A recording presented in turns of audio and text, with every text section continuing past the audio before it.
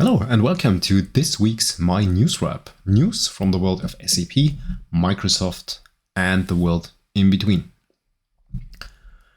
The world itself is still crazy, so another week that we would not have missed if it would not have happened.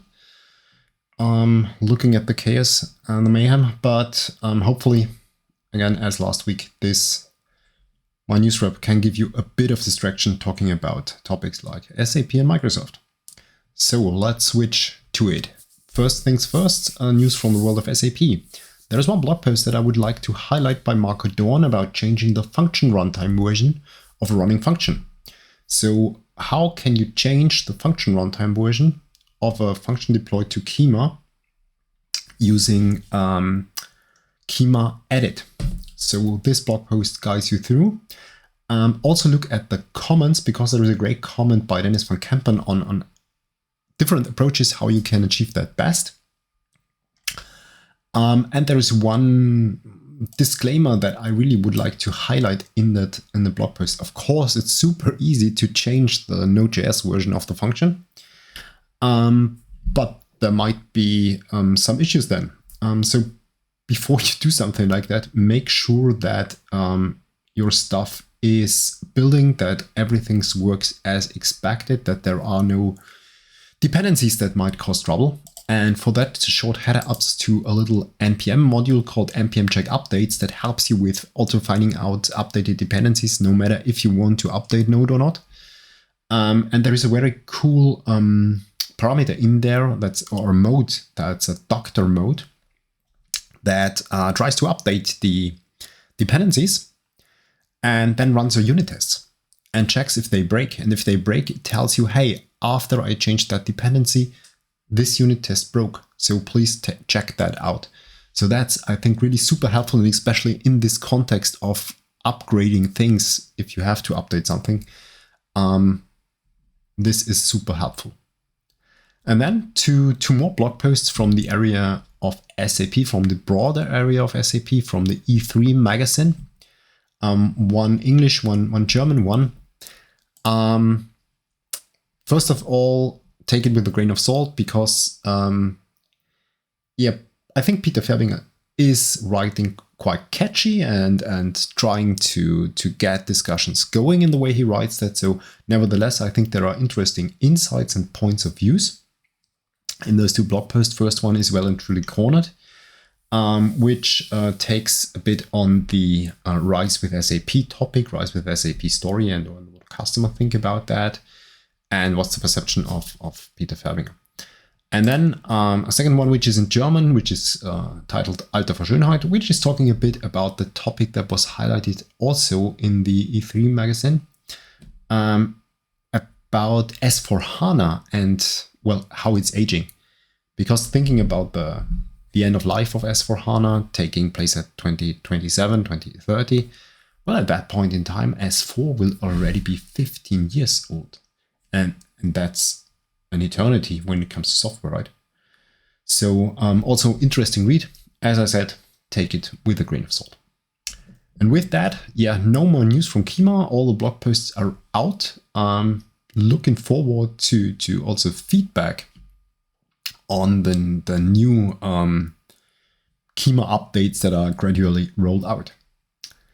Then let's switch to the Microsoft part of the house, and of course starting with Serverless. And there is a YouTube video that I would like to highlight about demystifying Serverless, where Mark Duke is a guest and Shrey from a Bit Project is hosting it. And they are talking about Serverless, about the history, where it came from, how it can be best used, where it will go to, and well, very well spent 30 minutes from my perspective. Then one blog post by Philipp Bauknecht about Azure Functions and table bindings, table input bindings to be precise, and how to make them a bit more spicy, so to say, by using query strings as filters. So this blog post, in a quite concise manner, walks you through how to use input bindings, and then how to use the filter expression that you have available within input bindings and put in query strings there. So this is a quite interesting concept that you have that is super elegant and can be super powerful. However, there are some shortcomings that are also highlighted in the blog post, mainly when it comes to error handling, because you do not have really a lot of influence on how the binding is processed. So you might run into errors that you would handle differently in code that are handled by the function runtime, but that's all written in that blog post. And then another one by Justin Ju about Azure Apps Autopilot. Sounds spacey, but is quite cool. Namely, it's a complete setup, a description, and a GitHub repo with a sample in there about how to, first of all, provide the resources for an application in Azure, and then deploying an application to Azure. This application is made up of a front-end application, which is an Azure, a Blazor a WebAssembly, a back-end application, which is realized via Azure Functions, and there is also a database connected to them, namely a Cosmos DB. And of course, the front-end and back-end apps are combined via Azure Static Web Apps. And this all is deployed via GitHub Actions. And this blog post kind of really walks you through, from my perspective, with the state-of-the-art setup with Bicep, how to provide the resources and then how to get things running. And it also describes some, well, shortcomings or not so nice topics that you have to think about if you walk down that path with respect to tokens and so on. And then, well, nearly the same topic, another blog post from the Azure Functions site by James Cook about deploying Azure Functions, making use of GitHub Actions. This is now quite, or reads not that spectacular, but that's a really great blog post because it highlights a lot of different topics from the Azure Functions side that you have to think about when you do deployments, and from the GitHub Actions side. So as if you're watching that one, as you can see from the table of content, there are other topics, deployment slots, there are other topics, branch strategy with respect to Azure Functions. And then from the GitHub Actions side, the publishing profiles, environments, secrets, workflows, and so on. So that's really a lot of important stuff that you have to wrap your head around when you are dealing with Azure Functions deployments.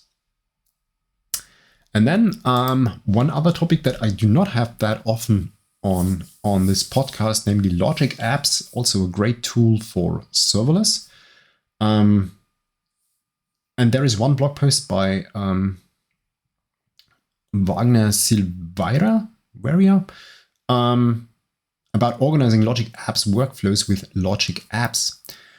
And that's really important about wrapping your head around how do I structure the content of my Logic Apps, so the workflows, with respect to the Logic Apps plans that I have, and what are the decision criteria that I have to take into account. So how do I do that best with respect to like complexity of the workflow, size of the payload that I have to process, and a lot of other topics like geolocation, georedundancy, and so on and so forth. So that's a really great blog post. And if you are working with Logic Apps and wrapping your head around the problem, which you certainly will do at some point in time, that blog post is highly recommended. And with that, let's switch to the container part of the house. First of all, a blog post series that I would like to highlight by Auriel Vache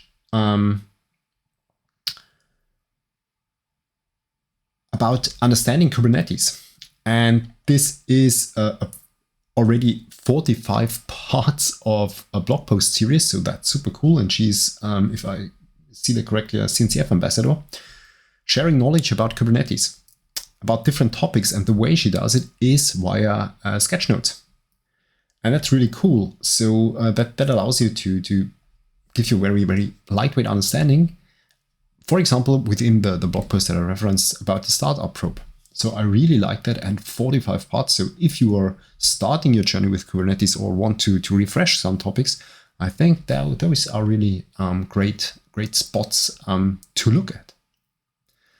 And then one topic that I put into the container area, I think that fits best there. So this week there was the announcement about a Linux vulnerability called, or a Linux bug that can allow root access on all major distros, including Android, which is called Dirty Pipe. The first blog post that I referenced is one of there are tons of blog posts out there about the topic, describing what's the issue about that exploit and how it can give you root privileges. And I have referenced a second blog post because that vulnerability was closed already in the Linux kernel. That has been also propagated to all distros. So what you have to do is, well, update your stuff, right? In order to close that gap. And then one video that I would like to highlight also from the Kubernetes ecosystem, namely the Dapper community call, which took place this week on March the 8th. I had two personal highlights in the community call, to be honest. One was using Dapper and Cloud Events for integration purposes, and the second one was updating on the features that will come with the next release of 1.7. Quite cool, quite nice. So if you have the time, definitely worth to catch up. And with that, let's switch to the area of DevOps and GitHub. First things first, DevOps, more generically speaking, namely infrastructure as code. There is a great blog post that I have referenced within the show notes by April Edwards called Infrastructure as Code, Comparing the Tools. And this blog post gives you a great overview about the different tools that you have, the different concepts that are followed by the tools, and every tool is accompanied by a pro and con section. Starting, of course, it's on the Microsoft side with ARM and Bicep, but then switching over to Terraform, Pulumi, what was it? Pulumi, Ansible, Chef, all that stuff, Puppet. So there is everything in there with a short and concise pro and cons area. Of course, that won't be fully covering everything, but that gives you a great start if you have to make a decision on which way to go. And then another thing that I came across this week, which is not new, but maybe it's also as new for you as it is for me, called Git History. You can, in a super cool way, visualize your Git history, making use of this functionality by just exchanging the github.com part of the URL of your repository by github.githistory.xyz. That works for GitLab, that works for a Bitbucket, and that works for GitHub. And that's really a great way to visualize the history that is within a file. So really cool. I didn't know about that, and hopefully that helps you. And then a little bit about GitHub. There is one YouTube channel that I would like to highlight, and that's by Mickey Gusset about GitHub Actions. I have referenced one video by him, but take a look at the channel if you're using especially self-hosted runners, because there are some great videos out there. I have referenced one about self-hosted runners runner groups, but there are several more that help you with the topic. So that's really a cool thing. Definitely a channel to watch out if you're doing something with GitHub Actions. And there's also a blog post by GitHub about GitHub hosted runner capacity and what they did to improve for you to understand your GitHub hosted runner capacities that you have been allocated and so on. This blog post guides you through the improvements that GitHub pushed forward on their portal in order to understand this topic. And then there is a smaller update around GitHub. Again, especially interesting for enterprises. So as an enterprise owner, you can now join organizations within your enterprise via the enterprise account organizations page. So there is a dedicated page now that you can make use of. I have referenced the release note where there is also further reference which gives you more details on that topic. Yeah, and with that, 2 news from the broader Microsoft ecosystem. First of all, the Azure Chaos Studio has new features in GA, namely a support for keyboard, or how to simulate keyboard errors to be precise, and classic cloud services faults. So there is a fault library that allows you to show you which allows you to simulate service failures on different occasions. From my perspective, especially interesting, I think, is this keyword integration, because that's really nice to see what happens if there is a problem with network access to keyboard or access denied or something like that. That can be really super helpful to harden your application. And then a second blog post that I think is quite interesting, although I'm not getting tired to stress that I am definitely not a hardware guy or SAP basis guy whatsoever. But there is a blog post about the anatomy of a data center and how Microsoft's data center hardware powers the Microsoft Cloud, which I think is simply fascinating to read what's happening in this cloud behind the scenes, what they do, and a really super interesting read. Yeah, and with that, let's switch to the world in between SAP and Microsoft.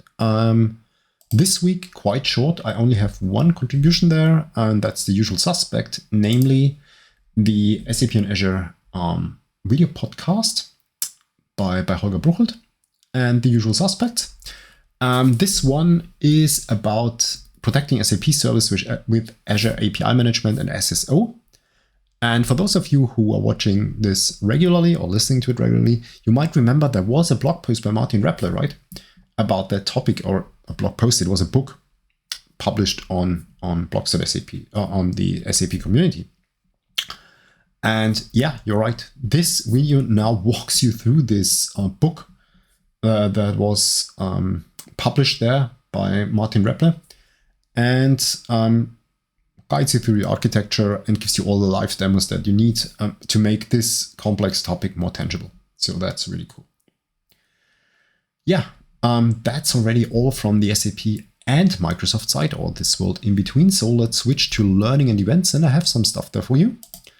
First of all, a nice GitHub repo by Clemens Vastas from Microsoft about asynchronous messaging and event resources.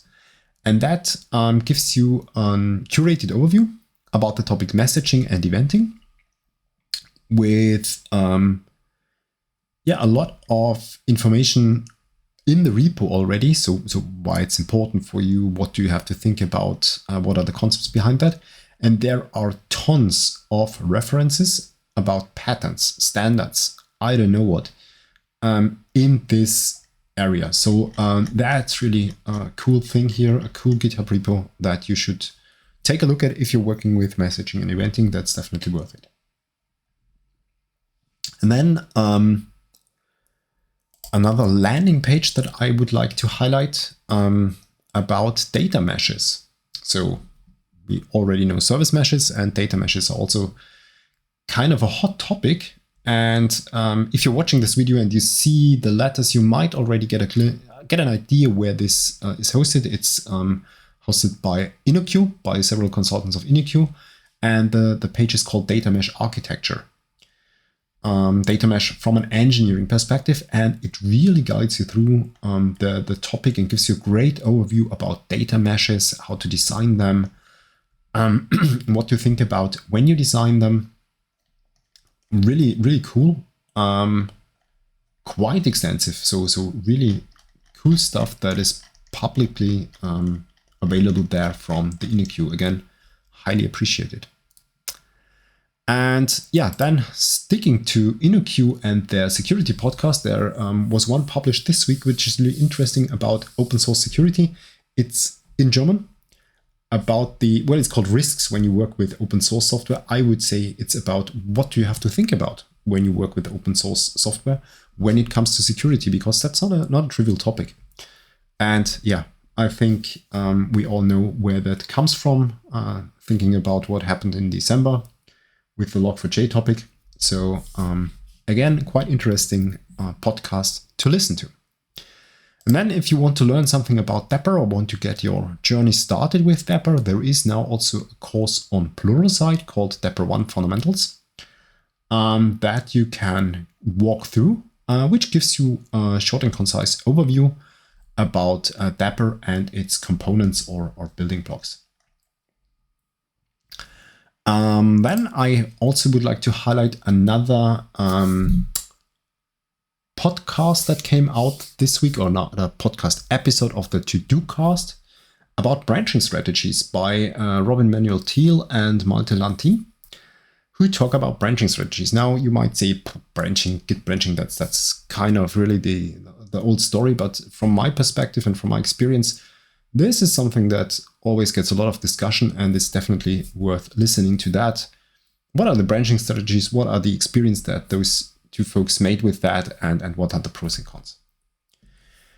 And then two upcoming events that I would like to highlight. First of all, a live stream by Golo Rogan, which I will definitely attend,